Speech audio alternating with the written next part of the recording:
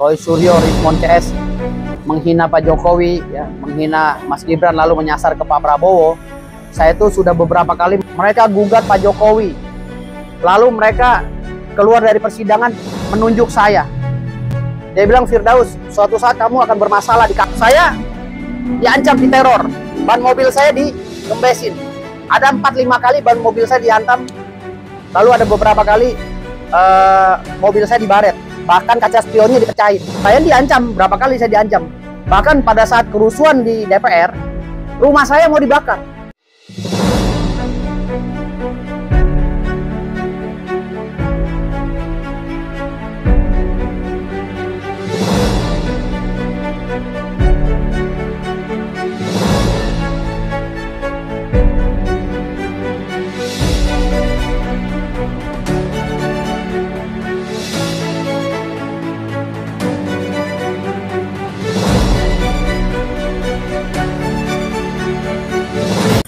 Jadi alhamdulillahirrahmanirrahim ya. Assalamualaikum warahmatullahi wabarakatuh.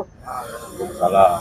Terima kasih untuk rekan-rekan media, terutama yang selama ini terus meliput kami ya. Saya dengan Pak Andre Yakub sebagai Ketua Dewan Pembina Pro Gibran dan Ibu Wakil Ketua Umum 1 organisasi Pro Gibran ya. Yang hari ini kita deklarasikan gabungan dari beberapa organisasi Projo dan lain-lain yang sudah beberapa orang yang sudah pindah ke kita. Jadi Pro Gibran ini terbentuk gabungan dari Termul, Projo dan lain-lainnya pendukung Gibran, yang insya Allah AHU-nya akan keluar di bulan depan ya. Saya sudah ajukan AHU dan insya Allah kepengurusannya resmi di Dirjen AHU. Dan yang kedua, alhamdulillah setelah kami berjuang selama ini ya, dari awal Roy Suryo, Rismon CS menghina Pak Jokowi, ya, menghina Mas Gibran lalu menyasar ke Pak Prabowo.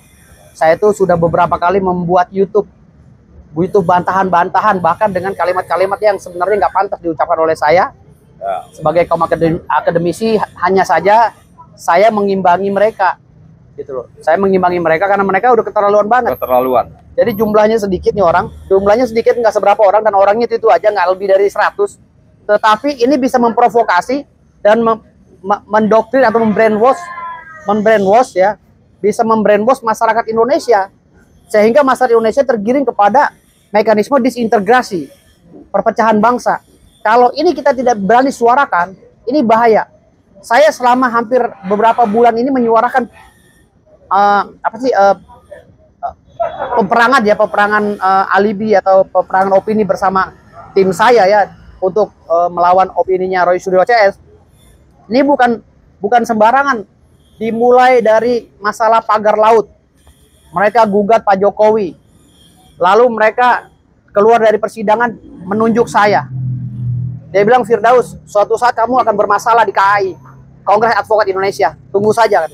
Loh, kenapa masalah dengan saya? Saya nggak ada masalah dengan KAI. Saya baik-baik aja. Tunggu aja, kamu akan dipermasalahkan di KAI.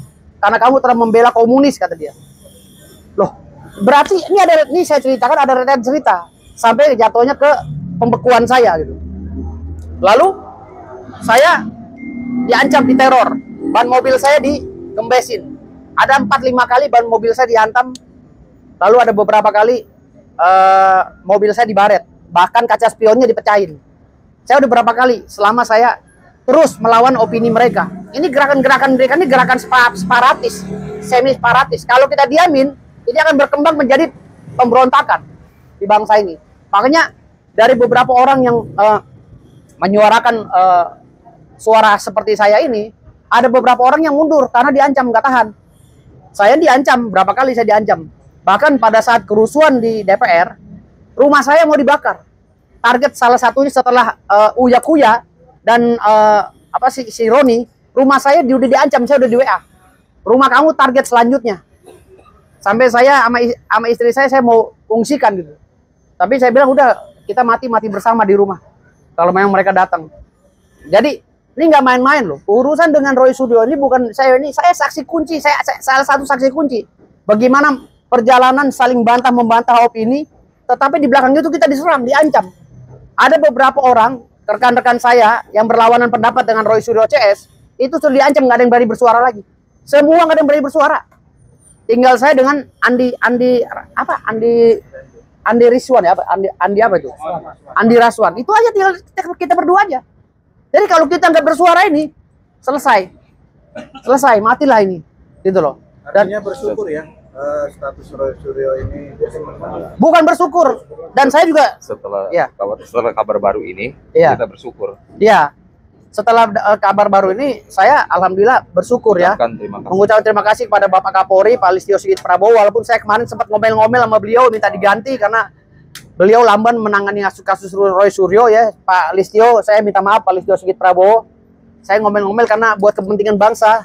Dan hari ini saya berterima kasih sama Bapak. Dan jujur ya, luar biasa. Jujur ya, Kapolri yang sukses mengamankan Indonesia ini hanya Kapolri Pak Listio Sigit Prabowo. Karena Listio Sigit Prabowo itu mengamankan, menyelamatkan bangsa ini dari kehancuran, dari berbagai macam dilematis, intrik untuk memecah belah bangsa, khususnya pilpres. Jadi Pak Listio Sigit Prabowo ini banyak jasanya juga gitu. Hanya saja kemarin saya ngomel-ngomel itu, saya minta biar diganti dia karena lamban ini udah 7 bulan. Rupanya masih tetap disidik terus. Ya. Nah, hari ini kita kasih luar biasa sekali. Ya. Polisi ini top. Ya. Sigit. Jadi ini terima kasih saya dan sebesar-besarnya kepada pihak kepolisian ya, khususnya kepada Pak Listio Sigit Prabowo, Kapolri dan Pak Kapolda Asep Edi ya. Jadi Bapak Irjen Pol Asep Edi, saya juga terima kasih banyak karena Bapak udah sangat luar biasa. Bahkan ya, bahayanya proses-proses seperti ini, bahayanya melawan Roy Suryo, sampai orang ngirim ucapan selamat aja kepada Polda hanya saya sendiri, karangan bunga. Yang lainnya nggak ada yang berani, takut ditandain karena ancaman mereka itu bahaya melalui akun fake. Saya udah cek semuanya akun fake yang mendukung Roy Suryo itu semua pakai sistem digital. Tim IT saya udah cek. Jadi alhamdulillahnya setelah saya tadi konferensi pers pagi-pagi ya, siang-siang setelah mengetahui Roy Suryo itu jadi tersangka. Alhamdulillah setelah saya live tadi atau saya masukkan video-video saya di TikTok dan ini, itu semua akun-akun real yang keluar mengucapkan bersyukur. Alhamdulillah Roy Suryo jadi tersangka dan kawan-kawan.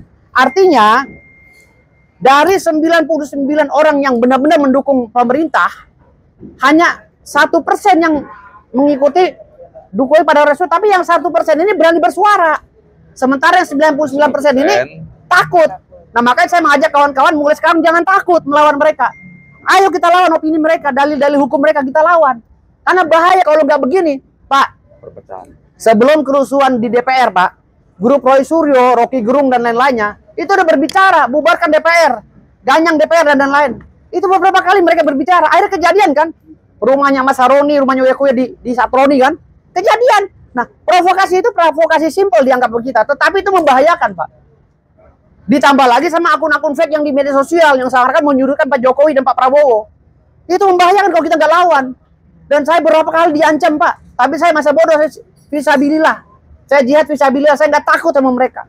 Dan saya meminta kepada Kapolda, tolong ditahan minggu ini, Pak. Atau minggu depan paling telat.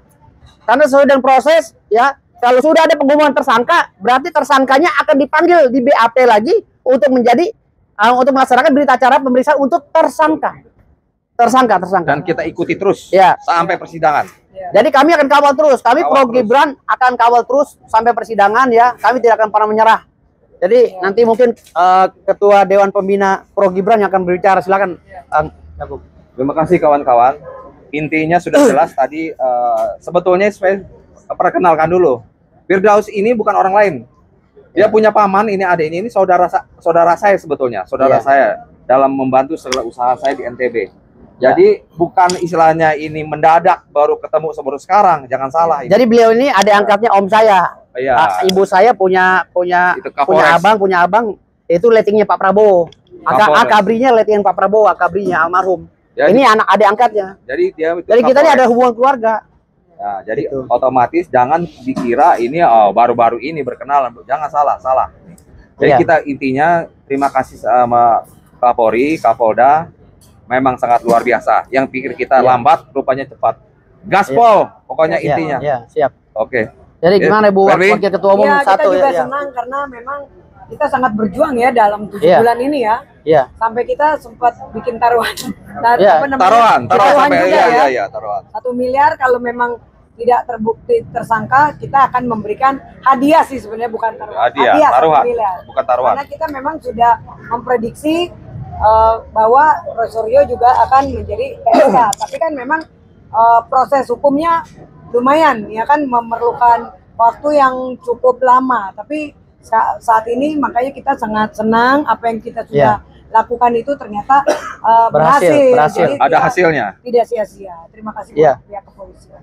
Ya pokoknya alhamdulillah selama beberapa bulan ini kami dari berbagai macam cara lah untuk menghambat sistem mereka ya untuk mencuci otak masyarakat gitu.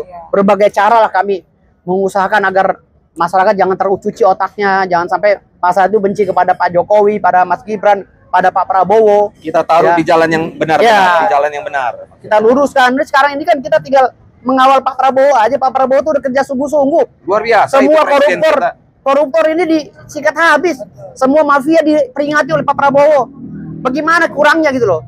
Jadi adanya gangguan-gangguan respon CS ini udah kita singkirkan. Kita masukkan peti es. Kita jalan bersama Pak Prabowo untuk membenahi bangsa ini. Udah Pak Prabowo yakinlah ekonomi akan berangsur baik. Pak Prabowo ini. Mereka yang protes-protes ini, kalau andai kata dikasih kesempatan jadi presiden, nggak mampu mereka. Nggak mampu. Anda bacot aja yang gede. Bacot, betul nggak? Iya. Jadi mampu. Jadi alhamdulillah ya Pak Prabowo sekarang ini sedang membangun ya. Baru Pak Prabowo yang berani membuka semuanya tabir-tabir kejahatan di bangsa ini. Baru Pak Prabowo semua ya melalui jajarannya. Jadi kita positive thinking aja kepada pemerintah Pak Prabowo. Masa berita yang mengaitkan Pak Prabowo dengan WUS dan Jokowi dengan WUS. Itu anggap aja itu pemerintah sedang bekerja untuk memperbaiki bangsa. Jangan terlalu ikut campur. Jangan terlalu ikut campur dan terdoktrin oleh bahasa-bahasanya Roy Suryo, Rizwan Syahipar yang nggak jelas. Ya, bahkan dia itu ditersangkakan lagi dengan perkara-perkara lain nanti. Contoh, maling panci. Kan ini masih berjalan laporan saya.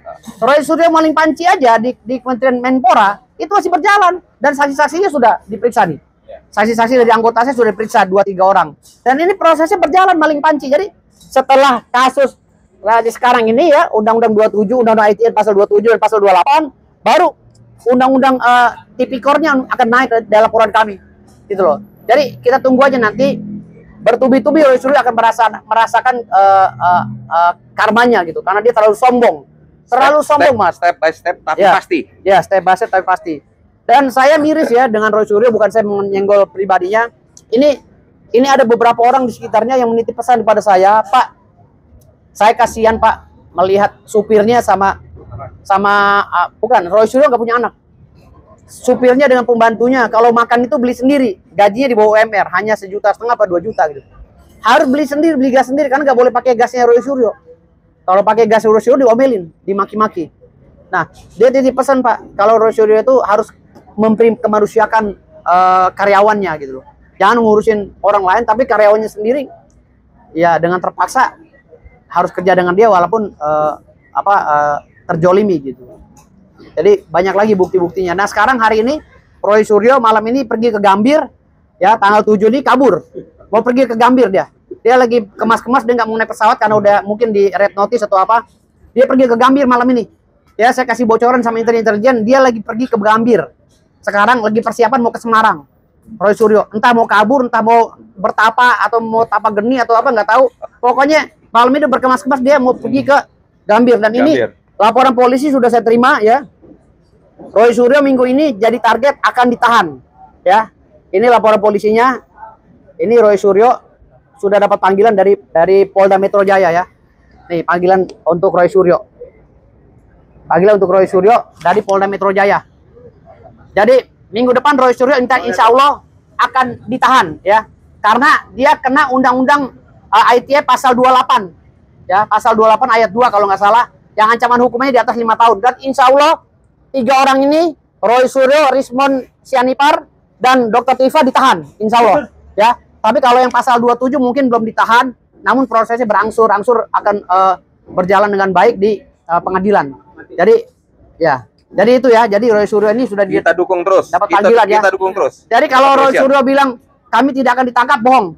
Saya sebagai ketua umum Pro Gibran akan meminta kepada Polda untuk menangkap Roy Suryo. Tangkap Roy Suryo, tangkap Dr. Diva, tangkap Rizwan Syahipar. Ya, karena mereka gaduh, mereka provokator di bangsa ini. Jadi harus tangkap. Jadi kalau ada dalil-dalil hukum yang diberikan oleh pakar-pakar hukum di sana, itu pakar-pakar gak jelas, ya, suruh berdebat dengan saya. Pakar-pakar gak jelas, pakar-pakar yang sengaja menceburkan Respon, Roy Suryo, dan Dr. Tifa ke jurang. Ya, pakar hukumnya siapa? Ya, pakar hukumnya seperti si Tontel, ya, si Ahmad Kojinuddin, itu pengacara nggak jelas tuh, Tontel tuh. Ya, itu nggak jelas, pakar hukum nggak jelas. Seperti si Radli Harun, itu pakar hukum nggak jelas. Itu yang menjeburkan klien-kliennya ke dalam limbah jurang penyiksaan. Jadi pakar hukum yang nggak jelas itu jangan diikutin, ya. Jadi seperti itu ya. Jadi kalau mereka berdalih lagi untuk menekan Polda agar tidak menahan Roy Suryo, tidak bisa. Roy Suryo harus ditahan, ya. Ini permintaan saya sebagai ketua umum Pro Gibran, ya. Nggak bisa nggak ditahan, karena mereka sudah terlalu menjolimi, ya. Dan kalau mereka alasannya ingin menggugat ulang dan lain-lain, itu nggak ada, nggak bisa. Dalam undang-undang udah nggak bisa gugat. Polisi sudah menyatakan mereka bersalah, dan polisi mengamini ijazahnya Jokowi asli. Udah. Jadi nggak ada lagi yang bahas masalah ijazah palsu, ijazah apa. Karena polisi aja udah mentersangkakan Roy Suryo. Artinya tuduhan Roy Suryo terhadap ijazah palsu Jokowi sudah gugur. Sudah gugur, bukan tidak sudah gugur. Ya. Jadi mohon pada aparat penegak hukum, ya, 4 pilar penegak hukum, polisi, jaksa, ya, hakim, mereka sudah tidak bisa lagi mempunyai kesempatan untuk menggugat apapun dan melapor apapun karena sudah gugur dan sudah ditersangkakan oleh polisi. Tinggal menunggu proses administrasi hukum, ya, walaupun ada aja presumption of innocence, karena mereka telah mendoktrin ya masyarakat dengan kejahatan parsial, dengan memberikan keterangan secara parsial, tidak komprehensif. Makanya mereka memberikan keterangan yang sepotong-potong sehingga masyarakat terprovokasi dan akhirnya banyak masyarakat yang tersesat pemahaman hukumnya, ya. Jadi minggu depan insya Allah saya meminta kepada Kapolda untuk menangkap Roy Suryo, Dr. Tifa, dan Respon Hasolon Sianipar. Ya, dan saya dukung Polda Metro Jaya. Saya akan turunkan 10.000 masa saya. Saya jamin 10.000. Kalau saya bilang 10.000.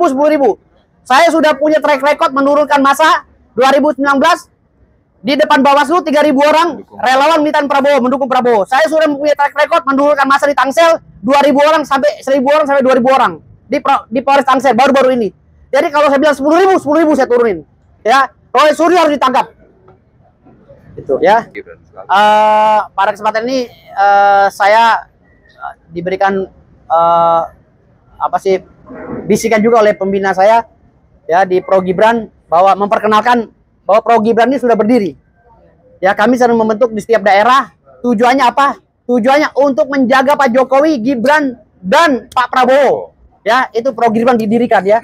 Namanya Pro Gibran. Tapi untuk menjaga, ya, menjaga Pak Jokowi, menjaga hak politiknya, menjaga hak hukumnya, menjaga hak hukum Mas Gibran, menjaga hak hukum Pak Prabowo. Karena Pak Prabowo dan Mas Gibran ini satu paket. Ya, jangan kita jolimi, mereka biarkan bekerja gitu. Ya. Jadi itu aja malam ini kami jelaskan. Pro Gibran, saya dengan tim Pro Gibran sudah hadir juga dengan abang kita. Ya, silakan bang, bicara bang. Saya Ketua Umum Kampak-Mas RI. Ya. Hari ini saya menjelaskan, selama ini saya selalu sejalan dengan saudaraku Ketua Umum Pro Gibran dan juga Ketua Umum Pembasmi, dan juga saudaraku pembina dari Pro Gibran, Kakanda Andre Yakub. Insya Allah Kampak-Mas RI juga selalu mendukung program-program dari Pro Gibran dan juga memohon agar pihak kepolisian, Bapak Kapolda, agar segera menahan pelaku pembuat kegaduhan di negeri ini. Karena rakyat Indonesia tidak butuh rasa tidak nyaman, kegaduhan, dan saling memecah belah persatuan dan kesatuan di negara kita ini. Rakyat kita hanya butuh ketenangan. Hanya itu saja. Butuh. Indonesia sedang beranjak naik, ya. Naik. Bayangkan alusista sekarang ini senjata tuh dibeli oleh Pak Prabowo untuk mempertahankan semua kapal batas NKRI. Begitu pesatnya Pak Prabowo berbelanja alusista, kapal perang dan lain-lainnya, pesawat tempur. Ini kita harus dukung ini. Kenapa? Kalau negaranya sudah aman, insya Allah investor akan datang.